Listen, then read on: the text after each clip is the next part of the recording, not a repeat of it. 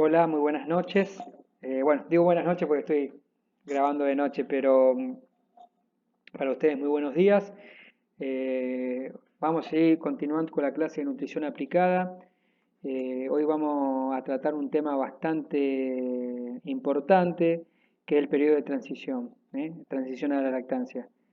Es un tema fundamental y casi todas las investigaciones en este momento siempre apuntan en el periodo de transición, que es un periodo crítico que tiene la vaca, ¿no es cierto? Que arranca 21 días preparto y 21 días posparto. Y ahí es donde se dan todos los cambios fisiológicos. Como ustedes pueden ver acá en la fotografía, en la primera fotografía, estamos frente a un animal a punto de parir. Esto es una foto de un preparto. Los sistemas productivos se fueron intensificando cada vez más, los sistemas pastoriles, como estamos viendo acá, base alfalfa, aunque están base alfalfa, se fueron intensificando. Hay algunos sistemas que son un poco más intensivos, con vacas encerradas, tipo como esta foto de dry lot. Y bueno, ya no se ven más estos viejos sistemas donde se ordeñaban muy pocas vacas, eran vacas de una calidad genética muy baja. Se ven sistemas cada vez más grandes, con producciones individuales cada vez más altas. Si nosotros podemos ver, esto es un dato del CREA, es viejo, pero nosotros podemos ver sobre la región centro de Santa Fe, se puede ver que en el año 2013 la carga era prácticamente 2003, 1,3 vacas produciendo 7.000 litros de leche por hectárea, y hoy en día estamos ya con tambos que tienen 2 vacas por hectárea, con una producción que está arriba de los 17.000 litros por hectárea, ¿no es cierto? Entonces la intensificación se da no solo en sistemas estabulados, sino en sistemas intensivos con alta suplementación. Entonces los sistemas fueron cambiando y nuestra vaca también fue cambiando. Nosotros teníamos una vaca muy frisón, una vaca de genética, de una genética mediana, y se fue intensificando, se fue seleccionando vacas cada vez, digamos, con mayor producción. Y hoy en día son prácticamente unos Fórmula 1. Nuestra vaca lechera está en un Fórmula 1. Y como Fórmula 1 nosotros tenemos que tener un sistema adaptado para esa Fórmula 1 y nuestra nutrición adaptada para que, básicamente, hay que ponerle nafta de avión, no nafta común, pues si no podemos tener muchos problemas. Entonces nosotros tenemos nuestro Fórmula 1, que nuestra vaca, generalmente si la manejamos mal en el periodo de transición, pasa esto. Nuestra Fórmula 1 vuela por el cielo y termina con una muerte por cetosis, torsión de abomazos, hipocalcemia, metritis, mastitis, problemas podales y cuantas enfermedades más que están todas asociadas al periodo de transición. Entonces, como definición, periodo de transición tenemos que es 21 días pre y 21 días postparto, donde tenemos una vaca acá en el periodo de preparto, con muy bajos requerimientos, solamente los requerimientos al feto. Por ahí aumentan los requerimientos, pero siguen siendo generalmente bajos en relación a los requerimientos de lactancia. Pare un ternero y esta vaca pasa de producir 10 litros, de no producir nada, de tener un costo de mantenimiento de un feto, a producir 10 o 20 litros de calostro para que el ternero pueda mamar y así abastecer, digamos, de la inmunidad pasiva. Es por eso que este periodo es muy crítico, porque se producen muchísimos cambios fisiológicos, anatómicos, hormonales, que llevan a que la vaca tenga justamente el sistema de adaptación lo más fino posible, porque si no se producen patologías. Goff, que fue uno en el año 1977, fue uno de los principales investigadores que arrancó con el sistema de transición, decía que el paso de una vaca preparto, ¿no es cierto?, a una vaca posparto, una vaca recién parida, y a menudo una experiencia desastrosa para muchas vacas lecheras. ¿eh? Esta experiencia desastrosa se da principalmente porque las vacas presentan importantes cambios físicos, hormonales, metabólicos y inmunitarios que ocurren durante este corto periodo, y nosotros tenemos que justamente pasar este periodo de transición, como cualquier transición, de la mejor manera posible.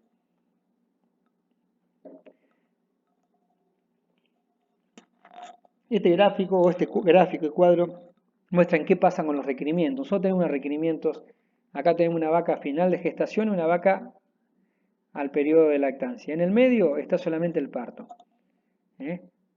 Entonces nosotros tenemos de energía, el requerimiento de energía, requerimiento, esto es mantenimiento, mantenimiento recuerden que son los requerimientos que la vaca justamente es para mantenerse, siempre se mantienen iguales, pero de energía necesitaba casi 3 megacalorías para mantener la gestación, cuando para producir 10 litros de calostro necesita 10 megacalorías, 3,5 veces más multiplica el requerimiento energético. Entonces, si ustedes pueden ver, es un requerimiento altísimo que pasa de un instante al otro. Y nosotros le tenemos que dar esa energía. Como proteínas totales, pasa el mantenimiento de 715 gramos, pasa de tener 227 gramos de proteína a 900 gramos de proteína. También aumenta 3,5 veces el requerimiento de proteína.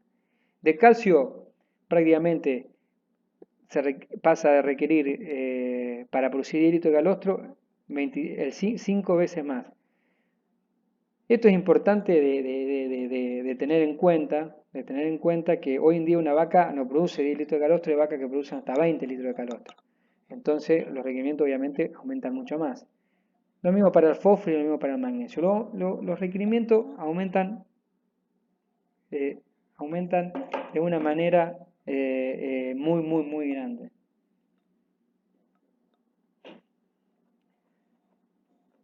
¿Qué pasa en el periodo de transición? 3-4 semanas preparto y 3-4 semanas postparto. Acá tenemos que nosotros, si ustedes pueden ver, la caída del consumo. Esto marca un punto crucial, que es la caída del consumo en una vaca preparto. Nosotros tenemos, estos son los consumos de una vaca, esto estamos en el periodo de preparto, la vaca empieza antes del parto por una cuestión hormonal, que después lo vamos a ver, digamos, por el espacio físico, ¿cómo se llama? Y todo eso hace que el consumo de materia seca caiga de una manera muy grande. Una vez que parió, ¿no es cierto? El consumo se empieza a recuperar, pero se empieza a recuperar después, digamos, en una lactancia, después de los 60 días de lactancia. Entonces tenemos, esto es consumo y esto es producción. Tenemos un bajo consumo con una alta producción, lo que llega, obviamente, que la vaca empieza a lipomovilizar para mantener esta producción. Entonces la vaca, estas son las reservas corporales, que la vaca está seca, siempre tiene que mantener las reservas corporales, pare, el consumo es muy bajo, aumenta la producción, ¿no es cierto? Y obviamente caen las reservas corporales. Acá podemos ver cómo cae el día del parto, prácticamente el consumo cae. En 3 semanas antes del parto está en el 2%, prácticamente el día del parto está en el 1,4%. Es muy bajo. Esto básicamente es lo mismo que expliqué recién. Acá tenemos, esto es condición corporal, pico, consumo. El consumo todavía no es muy bueno, la producción de leche es muy alta, empieza a lipomovilizar, entonces cae la condición corporal y el balance energético se hace negativo, ¿no es cierto? Esto es balance energético negativo, ¿no es cierto? Y después cuando el balance se vuelve a establecer cuando el consumo, ¿no es cierto?, iguala los requerimientos de producción. Entonces sobra energía y el animal empieza a mejorar su condición corporal. Acá cuando dice balance energético negativo y NADIR coincide con el día 13. El día 13 después del parto generalmente es el día donde el mayor balance energético negativo tiene la vaca. Y durante todo este periodo de balance energético negativo se definen el 70-80% de los problemas. ¿Qué quiere decir esto? Que el 70-80% de los problemas de una vaca lechera ocurren durante este cuadro, los 21 días pre y 21 días postparto. Esta es una relación típica que ocurre, esto es de Overton en el año 2000, una relación típica entre el consumo de materia seca y los nefas, ¿no es cierto? Los nefas son los ácidos grasos no esterificados en sangre. ¿Qué me demuestra esto? Que la vaca, estos son los consumos, días relativos al parto, antes del parto, día 8, empieza, la semana antes del parto, empieza a bajar el consumo, los requerimientos, ya tiene unos requerimientos de fetales bastante altos, requerimientos de producción de calostro. Entonces, ¿qué hace la vaca? Empieza a lipomovilizar mucho tiempo antes. Hay una lipomovilización, después, bueno, obviamente los consumos se restablecen y obviamente los nefas caen. Esto es normal y es fisiológico. Todo lo que estoy mostrando ahora es normal. Esto se vuelve patológico cuando, digamos, tenemos una lipomovilización muy alta que estos nefas no pueden producir daño. Este es el balance de glucosa. Esta es la estimación de la demanda y aporte de glucosa de una vaca durante el periodo de transición. Cuando nosotros vemos lo negro es demanda y lo blanco es aporte. En los días relativos antes del parto, los aportes de glucosas alcanzan y sobran. Prácticamente acá, obviamente, en los días antes del parto la demanda es superior a la glucosa, entonces falta glucosa. Acuérdense que la glándula mamaria y el cerebro son los únicos dos órganos que andan solamente a glucosa. Tenemos, digamos, la demanda de glucosa es superior al aporte, por eso entra en balance energético negativo, hasta los primeros 21 días que estamos en el periodo de transición, donde la demanda de la glucosa aumenta de una forma muy grande. Este es el cuadro hormonal del periparto típico. Esto es lo que te muestra mucho también la caída de consumo y todo lo que se tiene que adaptar la vaca en este periodo de transición. Nosotros tenemos glucocorticoides que vienen normales. Antes del parto hay un pico de glucocorticoides, lo que te produce un estrés. Obviamente el feto se estresa, produce digamos, un pico de cortisol, que es lo que provoca el parto. Hay un aumento de la hormona de crecimiento, aumenta la hormona de prolactina, ¿no es cierto? Luego con la caída, obviamente por la leche, cae la progesterona, obviamente porque se caen al parto, y aumentan los niveles de estradiol. Acuérdense, los niveles de estradiol y todo este juego de hormonas produce una anorexia preparto. Por eso no solamente la vaca cae porque el feto comprime y se reduce la capacidad del rumen, sino que hay un efecto, digamos, un efecto de caída de consumo por el efecto, digamos, anoréxico del estradiol. Otra cosa importante es la caída de la inmunidad. La inmunidad cae drásticamente cuando vemos.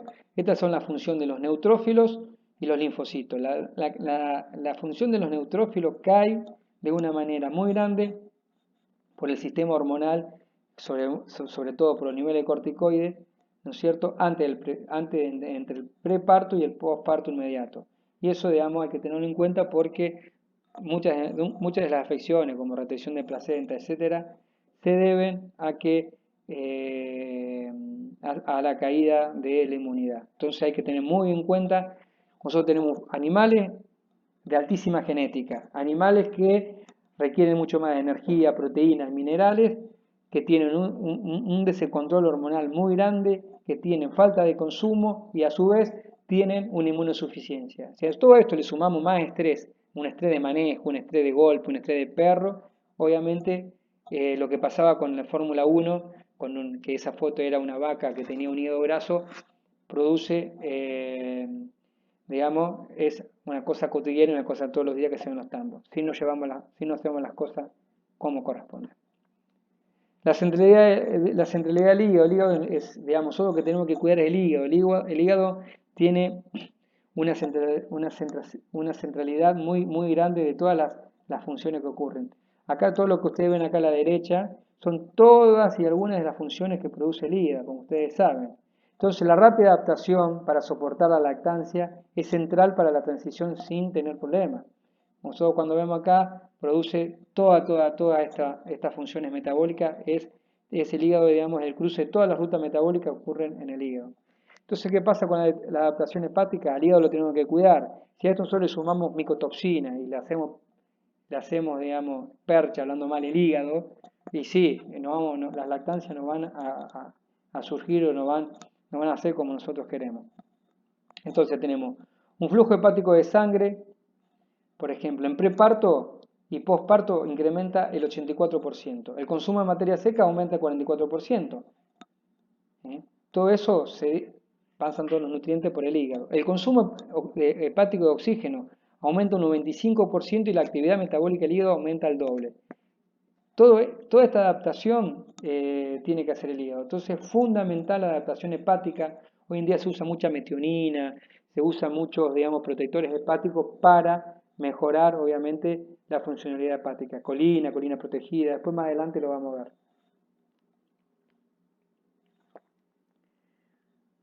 Esto es muy interesante porque este es lo de Corbellini, es un trabajo que se llamó el programa Claves, que fue un convenio de INTA y el ANCO y de la CREA, donde se monitoreó a muchas vacas de todas las cuencas lecheras del país y hicieron un trabajo bastante interesante. Entonces, se preguntaban estos investigadores en ese momento, ¿los problemas metabólicos producen mortandad en nuestros animales? ¿Qué pasó? En los gráficos mostraron que el 60% de las vacas, 65% de las vacas moría entre el primero y segundo semanas postparto. Y asimismo las vaquillonas, que prácticamente el 50% de las vaquillonas morían entre la primera y segunda semana postparto. De las muertes, el 60% ocurren entre la primera y segunda semana postparto. Esto es igual, es lo mismo, pero lo que marca que el 70% de las muertes se producen dentro de los primeros 30 días de lactancia, tanto en vaca como en vaquillona. Y después dicen, ¿cuántos animales sufren algunas patologías de la transición? Digamos, ¿cuántos animales tenemos que tienen alguna patología? ¿Qué es una patología de la transición? Una mastitis, una metritis, una hipocalcemia, una cetosis, una torsión de agomazo, alguna patología. Y estos demostraron que el 30% de las vacas no tenía ningún problema, el 21 o el 22% tenía una sola patología y el 45,6% tenía más de una patología. Así que prácticamente el 70% tenía algún tipo de patología. Y en las vaquillonas, más o menos similar. Así que hay mucha patología en transición y hay mucho para trabajar en todos estos temas. Otra cosa importante era la distribución porcentual de los rechazos. ¿Cuántas vacas se rechazaban durante la lactancia? Y se ven que principalmente los rechazos ocurren entre las primeras 6 semanas, por problemas podales, mastitis, problemas reproductivos, etcétera. Pero el 25% de los rechazos coincide con el periodo de transición.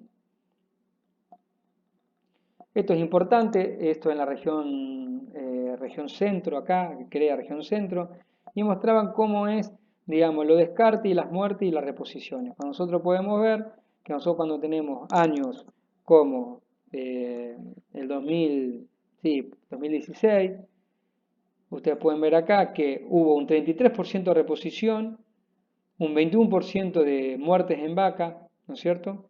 Y descarte, baja total entre muerte y descarte, digamos, es altísimo, es altísimo. Entonces, esto para tener en cuenta qué interrelaciones hay. Este es un cuadro que ustedes lo habrán visto un montón de veces, lo habrán visto seguramente en otras materias como Terio, donde se puede ver que hay interrelaciones entre las afecciones del periparto. Nosotros acá tomamos dos enfermedades grandes,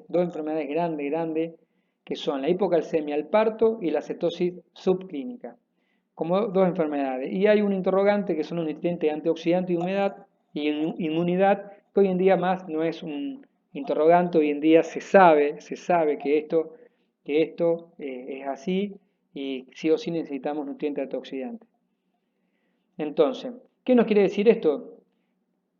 ¿Qué probabilidad hay de tener, digamos, si nosotros tenemos hipocalcemia o cetosis al parto, qué probabilidad hay de tener alguna otra de estas patologías? Entonces nos dice, si nosotros tenemos una hipocalcemia al parto, tenemos 5,7 veces más, 5,7 veces más de retención de placenta. ¿Qué quiere decir? Vamos a tener 5,7 veces más probabilidad de tener una retención de placenta. 7, veces más de tener una distosia al parto o un parto lánguido, 5, veces más de tener una mastitis y 3, veces más probabilidad de tener un prolapso uterino. Y si tenés una retención de placenta vas a tener 4,4 veces más de tener una metritis. Si tienes una metritis va a tener 1,7 veces más de tener una repetición de servicio, una metritis pro servicio. Y bueno, y las fechas se van interrelacionando entre todas. Y lo mismo una cetosis subclínica. Si nosotros tenemos una cetosis subclínica, vamos a tener 54 veces más probabilidad de tener una repetición de servicio, 11 veces más de tener ovarios quísticos, 4 veces más probabilidad de tener anestro, 6,5 veces más de tener mortalidad embrionaria. Entonces, una patología te lleva a la otra. Por eso es tan importante de contrarrestar las dos patologías grandes, hipocalcemia al parto, cetosis subclínica, nutriente antioxidante, ponerle mucho vitamina E, zinc, selenio, para contrarrestar los problemas inmunitarios, porque todo esto también te lleva a una, obviamente, a una inmunidad muy lábil. Entonces, ¿cuáles son los principales problemas de la transición? El principal de todos es la disminución del consumo voluntario. Déficit de energía, déficit de antioxidante y déficit de calcio y magnesio. Que si nosotros vemos esto, van uno de la mano con el otro. Por ejemplo, si nosotros tenemos una disminución del consumo voluntario, la vaca come menos, vamos a tener mayor déficit energético, porque la vaca come menos. Si la vaca comió menos, tenemos un déficit de energía, vamos a tener un déficit de antioxidante, porque la vaca también comió menos. Y si la vaca comió menos, también vamos a tener un déficit de calcio y magnesio. Supongamos que nosotros tenemos la dieta muy bien balanceada, una dieta hermosa, linda, y le aportamos los antioxidantes, el calcio. Si tenemos una baja de consumo de materia seca, nos vamos a tener los otros. Por eso el consumo de materia seca es importantísimo. Veamos, lo que dice que todas estas variables, como dice el cuadro de acá abajo, explican buena parte de las patologías asociadas a la transición de una vaca lechera de alta producción. Y acá vamos siguiendo hablando de las interrelaciones. También esto de fuente del programa clave.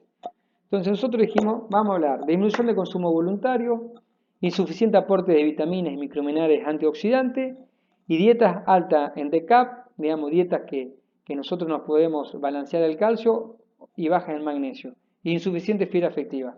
Son 4 puntos así aislados que van a ir de la mano. Entonces si nosotros tenemos una baja del consumo voluntario, vamos a tener un balance energético negativo más severo. Este balance energético más severo te va a hacer un desbalance proteico. Un desbalance proteico, el organismo va a decir, yo necesito proteína. Entonces, todos los anticuerpos que vayan dando vuelta, que tienen mucho nivel de proteína, te lo va a quemar para cubrir ese balance energético. Insuficiente aporte de proteína y minerales te va a producir una inmunosupresión. Dietas bajas y altas, dietas con alto DCAP, digamos, que no tengan bien relacionado, después lo vamos a ver lo que es un DCAP, cuál es el balance catión aniónico de una dieta, o bajo magnesio te va a producir una hipocalcemia. Esta hipocalcemia te produce inmunosupresión. Entonces, un desbalance proteico, a su vez, te produce hígado graso, te produce mastitis, la inmunosupresión te produce mastitis, parto asistido, represión de placenta y metritis. La hipocalcemia también te produce todo eso, vaca caída, desplazamiento de abomazo, atonía ruminal. Insuficiente fibra te produce acidosis ruminal y laminitis. Y todo, cualquier patología que tenga una vaca, ¿qué pasa? Ustedes los almacenadas que son clínicos, que hicieron por ahí. Cualquier patología te produce una caída del consumo voluntario. Y este círculo vicioso se vuelve a repetir. Entonces, cualquier de estas patologías, lo primero que hace un animal con fiebre, te baja la caída o te cae el consumo voluntario, te cae el consumo de materia seca y obviamente exacerba todos estos cuadros. Entonces, para proveer energía, proteína y para cubrir los requerimientos de una vaca y el ternero, para mantener el nivel de calcio en sangre y evitar las caídas de inmunidad, el punto clave es mantener altos consumos de materia seca. No sé si lo dije 3 veces ya con la presentación, pero esto es clave. No solamente con la dieta de calidad bien balanceada, sino con el manejo. Son vacas que están muy estresadas y hay que cuidarlo como en pesebres prácticamente para no estresarla y mejorar los consumos de materia seca. Entonces, ¿cuáles son los factores que afectan los consumos de materia seca para una vaca lechera de alta producción? Acá podemos hablar ración, la composición, la forma física, la relación forraje concentrado, la humedad. Acuérdense que si nosotros tenemos una dieta preparto, que son dietas muy fibrosas, con mucho paja, y hay que meterle agua, mojarla. A la vaca le gusta comer algo húmedo con 50% de materia seca. El medio ambiente, la humedad y la temperatura, se hace mucho calor, como en esta zona en verano, y obviamente los consumos van a caer. Si la vaca está en el barro y está enterrada en el barro, va a caer el consumo. Los temporales, el manejo, agua. Dentro del manejo pongo agua. Acuérdense que lo importante que es el agua. Nosotros en preparto damos dieta seca y queremos mantener el consumo, tenemos que tener agua de buena calidad. Los bebederos tienen que estar limpios. Entonces la vaca puede tomar agua, ¿no es cierto? Y puede comer. A mayor cantidad de agua que tome, mayor consumo va a tener. El agrupamiento, separar vaca y vaquillona. La frecuencia de alimentación, mejora los consumos. Tiempo y forma de alimentación. Y después están, obviamente, las variables del animal como número de lactancia, salud, preñez, fase de lactancia, grasa corporal, producción, genética. Acá el animal pongo a colación grasa corporal, ¿por qué? Porque hay muchísimos trabajos que, tanto en Argentina como extranjero, que la vaca, cuando tiene mucha condición corporal, una vaca gorda, consume mucho menos al parto que una vaca flaca, y ahora lo vamos a ver por qué. Esto es, digamos, estos son los consumos de materia seca, ¿no es cierto? Esto es consumo de materia seca de una vaca normal, y son los NEFA, quiere decir cuánto ácido graso no esterificado empezó a lipomovilizar, y cuánto beta-hidroxibutirato, cuerpos cetónicos, que son los que se miden para ver si hay cetosis subclínica. Entonces, una vaca que tuvo muy buenos consumos, tiene bajo NEFA y bajo beta-hidroxibutirato. Y una vaca que tuvo bajos consumos, como acá se puede ver, obviamente tiene altos niveles de NEFA, picos muy altos donde vos tenés acá casi arriba del 0,8 y por arriba de 1200 de beta-hidroxibutirato, que ya estamos hablando de cetosis subclínica. Entonces, mantener altos consumos de materia seca, obviamente, nos va a nos va a llevar a evitar una cetosis clínica o subclínica. ¿Cuáles son las estrategias que tenemos para aumentar el consumo de materia seca y disminuir el balance energético negativo? Son mejoras en el entorno. El confort marca la diferencia. La vaca tenemos que darle un buen confort, tenemos que mantenerles no perros, no palos, separarlas. Esto es un trabajo muy interesante donde se mojaban, donde había vacas con estrés de calor, vacas preparto con estrés de calor y vacas donde se la mojaban. Todos pueden ver, digamos, la calidad, la cantidad o la calidad de inmunidad que tiene una vaca. ¿No es cierto? Una vaca que fue refrescada y una vaca que estuvo en estrés calórico. Esto para ver que no es tampoco tanta la tecnología, esto es un galpón acá en la zona de Esperanza, donde el productor tenía un montón de fierro tirado de porquería, entonces, ¿qué hizo? Cuando vio que las vacas se morían, agarró, sacó todos esos fierros viejos y hizo tipo estos corralitos, donde la vaca antes de parir la tenía ahí, le daba sombra, sombra, agua, le hacía una cama de paja y los resultados, digamos, fueron espectaculares para mejorar, obviamente, la inmunidad del animal. Nosotros tenemos vacas en preparto en estos contextos, jadeando, estrés calórico, obviamente, los consumos van a caer de una forma terrible. Disponibilidad de sexo constante de los alimentos, buen espacio de comedera, agua constante, corral amplio, ¿no es cierto? Nosotros si tenemos toda la vaca apretada no vamos a tener buenos consumos. Hacer un preparto y posparto separado, vaca y vaquillona. Acá podemos ver, digamos, esto es un trabajo muy interesante, este es un rodeo, donde la vaca y la vaquillona estaban juntos y acá hay dos rodeos y la vaquillona estaban solas. Acá, ¿qué es lo que muestra esto? La vaquillona comían más tiempo, más horas se dedicaban a más comidas por día, consumían mucho más, descansaban mucho más y obviamente producían mucho más leche con mayor cantidad de sólido. La vaquillona y las vacas separadas funcionan muy bien porque le saca una competencia y un estrés más a los animales. Evitar el uso de alimento en mal estado. Si nosotros tenemos, como dije hoy, nosotros queremos que el animal consuma y tenemos alimento con mucha vomitoxina y usamos secuestrante de micotoxina, vamos a tener problemas.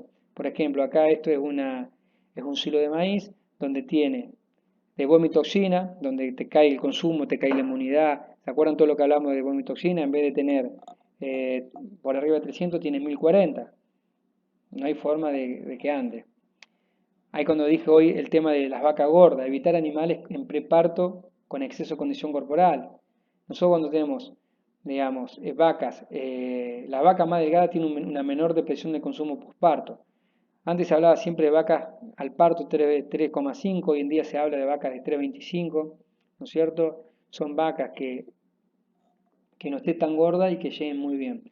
Y la vaca con condición corporal 4 más, todos los trabajos demuestran que comen mucho menos, movilizan mucho más reserva, ¿no es cierto? Y tienen más posibilidad de tener desórdenes metabólicos. Este es el consumo de vacas, digamos, que tenían más de 3, que tenían más de 3,6 condición corporal y las vacas que tenían menos de 3,6 condición corporal. Como pueden ver, las vacas de menor condición corporal consumieron mucho mejor. Eso en Estados Unidos, en el programa clave hicieron lo mismo. Ustedes pueden ver, las vacas flacas perdían condición corporal y estas son vacas gordas. Las vacas gordas tienen buena condición corporal, pero si ustedes pueden ver esto, cómo caen en condición corporal es abrupta. En muy pocas semanas se desploma la condición corporal. En cambio, la caída de una vaca más flaca, obviamente es fisiológico que caiga en condición corporal, ¿no es cierto? Es mucho menor. Y acá entonces vemos de vacas gordas y vacas flacas, que son los nefas. La lipomovilización, obviamente las vacas flacas lipomovilizan, tienen menos ácido graso no esterificado en sangre porque tenían mejores consumos. Y lo mismo pasa con el beta-hidroxibutirato. Hay menos cuerpos cetónicos en vacas flacas porque comían mejor, entonces lipomovilizan mucho menos. En cambio las vacas gordas, ¿no es cierto?, lipomovilizan mucho más y ya entraban en cetosis subclínica porque estaban por arriba de 1,2 milismol de beta-hidroxibutirato. Raciones con concentraciones energéticas mayores, por acá nosotros, sobre todo José, usa mucho grasa bypass para esto. Saborizante, está dicho que nosotros por ahí trabajamos con saborizante en preparto para mejorar, el consumo. Y después un montón de aditivos como levadura, cromo, monensina, etc.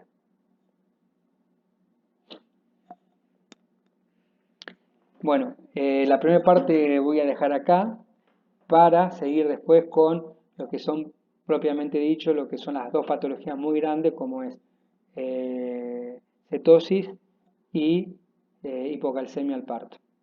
Esto es un tema bastante difícil, es complicado de entender, pero bueno, no sé si es complicado de entender, pero es un tema muy lindo, que es llevadero porque tiene mucho de patología y mucho de nutrición. Así que desde ya muchísimas gracias. Después, seguramente de esta parte, seguiremos con la segunda parte de Vaca en Transición.